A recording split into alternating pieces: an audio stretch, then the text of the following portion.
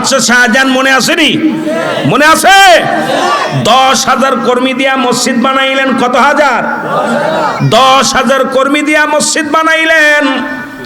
সেই মসজিদখানে মসজিদ একদম কমপ্লিট মসজিদ হয়ে গেছে। অপর মসজিদে প্রথম জুম্মার নামাজ হলো। জুম্মার নামাজ শেষ করে বাদশাহ শাহজাহান মুসল্লিদেরকে নিয়ে আল্লাহর দরবারে প্রার্থনা করে, আল্লাহ আমার জীবন সাকসেস, আমি বাদশাহ শাহজাহান সুন্দর একটা মসজিদ বানাইলাম, এই মসজিদে প্রথম জুম্মার নামাজ পড়লাম, আমি খুশি হয়েছি আল্লাহ, আমার প্রজারাও খুশি হয়েছে, তবে এই মসজিদে নামাজ আদায় করে আমি বড় শান্তি পেয়েছি।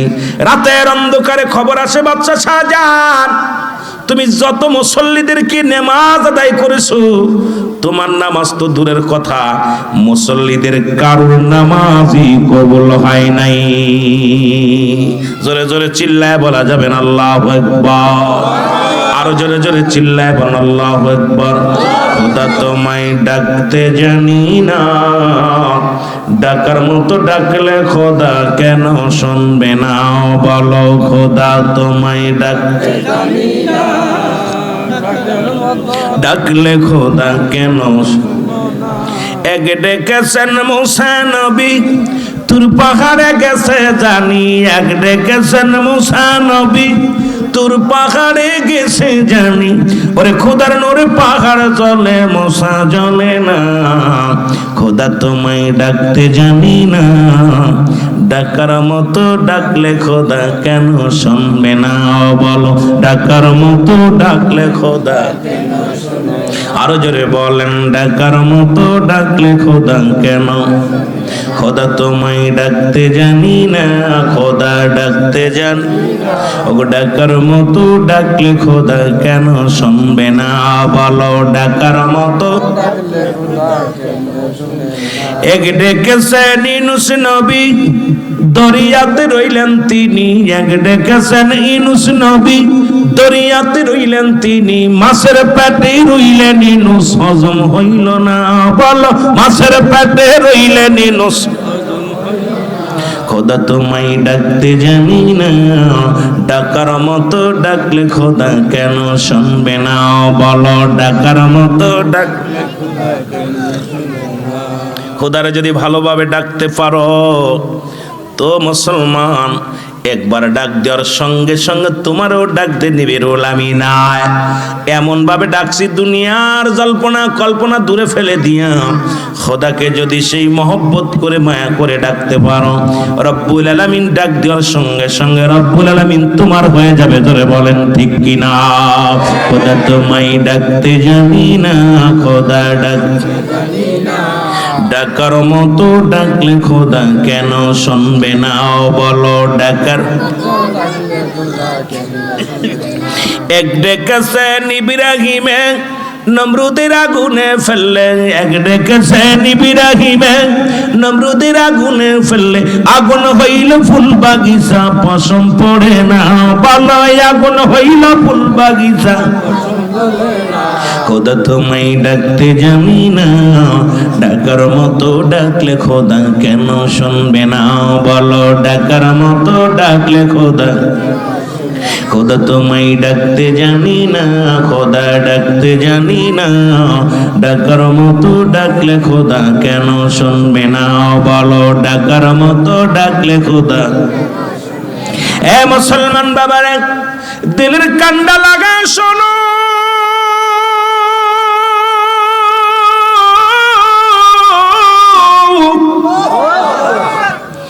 গভীর রাতে ডাকতে বলে বাচ্চা শাহজাহান,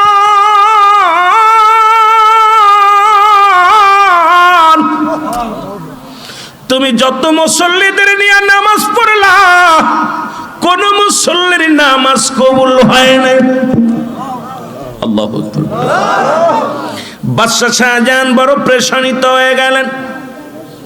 বাদশাহ শাহজাহান কান্দার বলে, আল্লাহ আমি তো দুনিয়ার লোভের জন্য মসজিদ বানাই নাই, দুনিয়ার কিছু কামানোর জন্য মসজিদ বানাই নাই, আমি তোমাকে ভালোবাসি রব্বে কারীম,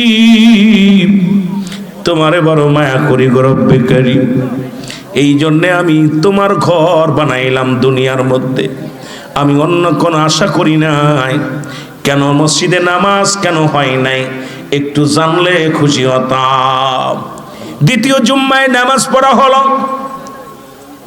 দ্বিতীয় জুম্মার পরে নামাজ আদায় করে রাত্রে শুয়ে আছে।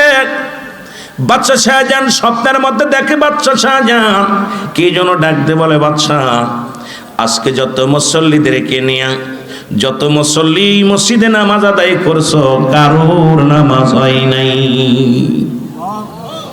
বাদশা শাহজাহান কেটে গেল দিনটা, কিন্তু কিসের জন্য, কি হয়েছে, কি অপরাধ, কি ভুল হয়েছে একটু জানলে খুশি হতাম। কিন্তু কোনো সংবাদও আসে না, কোনো এলহামও আসে না। তৃতীয় জুম্মার নামাজ হলো। তৃতীয় জুম্মার নামাজ শেষ হওয়ার পর বাদশা শাহজাহান মুসল্লিদেরকে নিয়ে বললেন, মুসল্লি ভাইরা, আমি আজ 2টা রাত বারবার স্বপ্নে দেখি। আমি রাত্রে ঘুমাইলেই জুম্মার দিনে সারা রাত ভরে আমি স্বপ্নে দেখি যত মুসল্লিদেরকে নিয়ে আমি নামাজ আদায় করেছি কারোর নামাজ হয় নাই। এই প্রেশারের মধ্যে আসি, টেনশনের মধ্যে আসি। আমি বলতে চেয়েছিলাম না, কারণ তোমরা আমার মসজিদে এসে সবাই মিলে নামাজ আদায় করো, কিন্তু এই মসজিদে যারা নামাজ আদায় করেছি কারোর নামাজই নাকি আল্লাহর দরবারে কবুল হয় নাই। লোকজনে চিন সবাই বলে, বাদশা শাহজাহান কি বলতে কি বলেন? ইমাম সাহেব তো সহি শুদ্ধ কোরআন তেলাওয়াত করেছে, ইমাম সাহেব তো সুন্দর মোনাজাত দিয়েছে, ইমাম সাহেব তো সুন্দর রুকু সিজদা করেছে, ইমাম সাহেব একদম সহি শুদ্ধভাবে তেলাওয়াত, ইমাম সাহেবের কোনো ভুল ত্রুটি নাই, মুসল্লিদের ভুল নাই, তাহলে নামাজ কেন হবে না? বলে আমি বলতে পারি না। আমি আজ 2টি রাত পর পর 2 জুম্মার রাতে আমি স্বপ্নে দেখেছি। আজকে 3 নাম্বার। যদি আজ থেকে যদি সেই স্বপ্ন আমি দেখি তাহলে তোমাদেরকে বলতেছি আগামী জুম্মায় আর নামাজ এই মসজিদে কেউ আসবে না। এ মুসলমান, গভীর মনোযোগ। গভীর রাত হয়ে গেল, স্বপ্নের মধ্যে ডাকতে বাদশা শাহজাহান আজকেও যত মুসল্লি নামাজ আদায় করেছে কারুর নামাজ আল্লাহর দরবারে কবুল হয় নাই। বাদশা শাহজাহান চোখের পানি স্বপ্নের মধ্যে বলতেছে, হুজুর কে গো, আমার এই স্বপ্নটা দেখাই না, একটু দয়া করে আমারে বলে দেন কি অপরাধ আমার? আমার মসজিদের অপরাধ নাকি আমার অপরাধ, না আমার মুসল্লিদের অপরাধ, না ইমাম সাহেবের অপরাধ? একটু বললে আমি খুশি হতাম, একটু দয়া করে বলে দেন। স্বপ্নের মধ্যে এলহামে শব্দ শুনতে পায়, বাদশা শাহজাহান তুমি যে মসজিদখানা বানাইলা এই মসজিদের কিবলা নির্ণয় হয় নাই। সুতরাং শরীয়তের কিবলা হলো কাবা, দুজানের কিবলা রাহমাতাল লিল আলামিন, মুনাজাতের কিবলা আরশে আজিম। এ বাদশা শাহজাহান তুমি যে মসজিদ বানাইছো এটা কোনো সাংবাদিক কি দিয়া, ইঞ্জিনিয়ার দিয়ে নাই, বৈজ্ঞানিক দিয়া তুমি ভালো করে মাপ করো নাই। সুতরাং কিবলা নির্ণয় ঠিক হয় না, একটু ঘুরে গেছে। সব মানুষ কিবলার দিকে সিজদা না দিয়া অন্য দিকে সিজদা লাগায় গেছে। এই কারণে তোমার মসজিদের মুসল্লিদের নামাজ হবে না। জোরে জোরে চিল্লায় বলা যাবে না মারহাবা। স্বপ্ন দেখছে শরীয়তের কিবলা হলো কাবা, নামাজের কিবলার নাম কি? কাবা। দুজানের কিবলা রাহমাতাল লিল আলামিন, মুনাজাতের একটা কিবলা আছে আরশে আজিম। আর যারা পীর মুরিদি করেন এদেরও একটা কিবলা আছে। ও মুসলমান শুনে নেন, যারা তরিকা জগতে আসেন তাদের কিবলাটা হলো আপন আপন পীর কিবলা, মুরিদের কিবলা হলো স্বয়ং পীর কিবলা। জোরে বলেন মারহাবা। রাবিয়া বসরি মুসলমান রাবিয়া জিগায়, কাবা মাই কাবা, কাবা রে ও কাবা আমার কিবলা তো তুই, তোর কি কোনো কিবলা আছে? সুবহানাল্লাহ বলেন না। কাবার জিগাইতেছে, কাবা আমার তো কিবলা তুমি, তোমার কোনো কিবলা আসেনি জানতেছে আমি রাবিয়া। রাবিয়াকে জবাব দেয় কিবলা, ও কাবা জবাব দেয় রাবিয়া, শুনে নাও শুনে নাও, তোমার কিবলা আমি, আমারও একটা ভালোবাসার মানুষ আছে।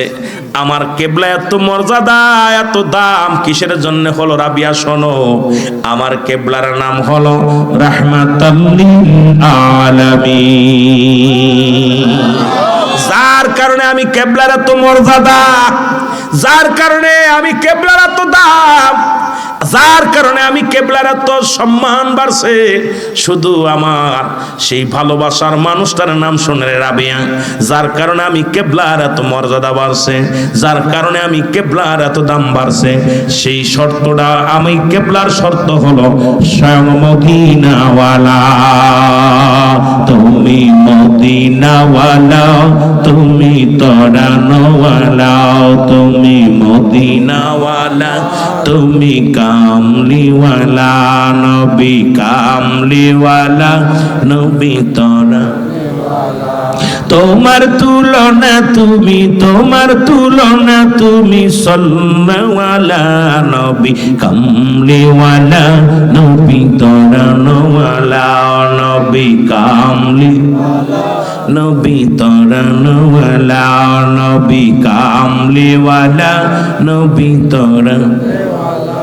গাই যত ফেরেশতা কুল আপনারই গুণগান, গাই যত মাখলুকাত আপনারই গুণগান। আপনার নাই তুলনা জমিন আসমান, হায় আপনার নাই তুলনা জমিন আসমান। নবী তরানোওয়ালা, নবী কামলিওয়ালা, নবী কামলিওয়ালা, নবী তরানোওয়ালা। তোমার তুলনা তুমি সাল্লাল্লাহু বলো, তোমার তুলনা তুমি সাল্লাল্লাহু, নবী কাম, নবী তরানোওয়ালা, নবী কাম। এ দুনিয়ার মুসলমান গভীর মনোযোগ। বাচ্চা চাচান চোখের পানি ছেড়ে কান্দের ডাকতে বলে রব্বে কারীম,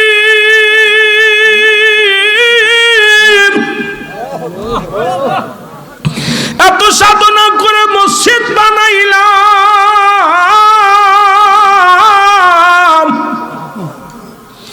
এত কষ্ট করে আমি বাচ্চা শাহজাহান এত সুন্দর একটা মসজিদ বানাইলাম, এই মসজিদের কিবলা নাকি নির্ণয় ঠিক হয় নাই, এখন কি করা যাবে রে আমার আল্লাহ।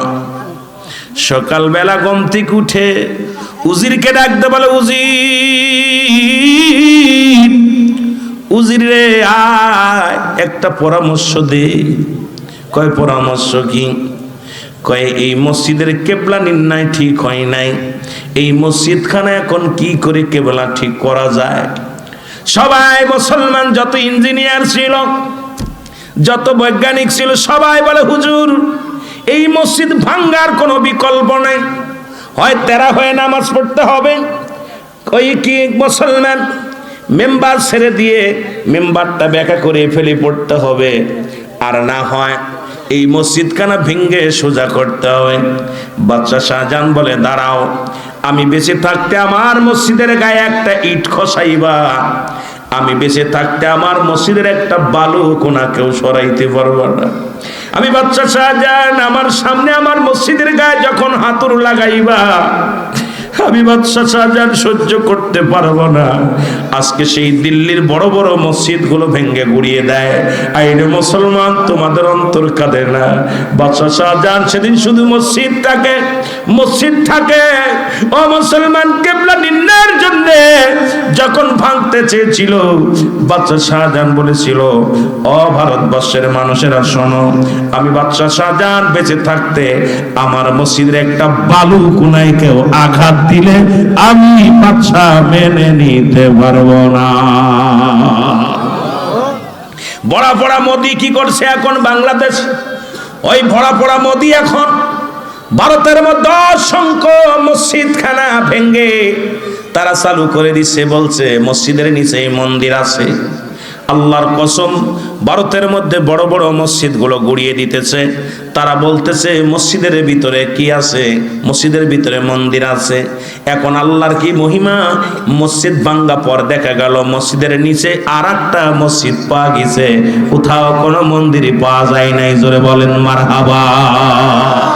আমি বলতে চাই, আজকে আমাকে রাজত্ব দেয়া হোক, আমাকে ক্ষমতা দেয়া হোক, আপনারা লেখে নেন, আমি আগামীকাল চেয়ারের মধ্যে বসবো, বাংলাদেশের প্রধানমন্ত্রী আমি হব। সকালবেলা আইন করব, বাংলাদেশে 5,000 মন্দিরের ভিতরে আমাদের মসজিদ আছে, কারণ আমাদের আইন আমার হাতে, কি আমারে ঠেকায়। সুতরাং মোদি দাদারে আমি অনুরোধ করব, মুসলমান, এই মুসলমান বুকু সাপের লেজ দিয়ে কান খাজতে চেও না, এই রয়্যাল বেঙ্গল টাইগারের লেজ দিয়া তুমি কান খাজতে যেও না। এমন সবল মুসলমান মারবে, একই সবলে তোমার অস্তিত্ব একদম ধূলিসাৎ হয়ে যাবে। জোরে বলেন ঠিক কি না? সুতরাং আর একটা মসজিদের গায়ে হাত দিও না। মুসলমানদের ইবাদতের জায়গা হলো মসজিদ। শুধু ফেসবুক নিয়ে বয়া থাকো যুবকেরা, অসংখ্য মসজিদ খানা ভেঙ্গে ভেঙ্গে ঘুরিয়ে দিতেছে। মুসলমান নামাজ পড়ে, ওই দেশের হিন্দু কিছু পুলিশেরা লাথি মেরে তাদের নামাজ থেকে লাথি মেরে মেরে উঠায়া দেয়। গত কয়েকদিন আগে দেখলাম ওই ড্রাইভার, ট্রাকের ড্রাইভার, উনি নামাজের টাইম হয়ে গেছে, আসরের নামাজ, ওযু করে পাশে নামাজ পড়তেছিল, তার ট্রাকটা জ্বালিয়ে পুড়িয়ে আগুন দিয়া জ্বালায়া দেওয়া হয়েছে। তাকে মারতে মারতে পিঠ মোড়াতে বেঁধে মারতে মারতে তার 8 বছর না কয় বছরের জেল দিয়েছে। এগুলো শুনলে কষ্ট হয়। আবার দেখলাম এক ড্রাইভার নামাজ পড়ার কারণে, শুধু হিন্দুদের পুকুরের পানি দিয়া ওযু করার কারণে তাকে মৃত্যুদণ্ড দেওয়া হয়েছে। এগুলো বড় কষ্ট লাগে রে মুসলমান। আমি আপনাদেরকে বলে যাই, সুতরাং মুসলমান নির্যাতন হইলে আল্লাহ সইতে পারে না। আমি আপনাদের কবিগঞ্জের যুবকদেরও বলবো, তোমরাও সজাগ থাকো। কোন মুসলিমের উপরে যখন আঘাত আসবে, তুমি যদি নীরবতা পালন করো, তোমার মতো মুনাফিক আর দুনিয়ায় কেউ নাই। জোরে বলেন ঠিক কি না? আমার ভাইরা, আমার বন্ধুরা, আমার বাচ্চা চাচার ডাকতে বলে, উজি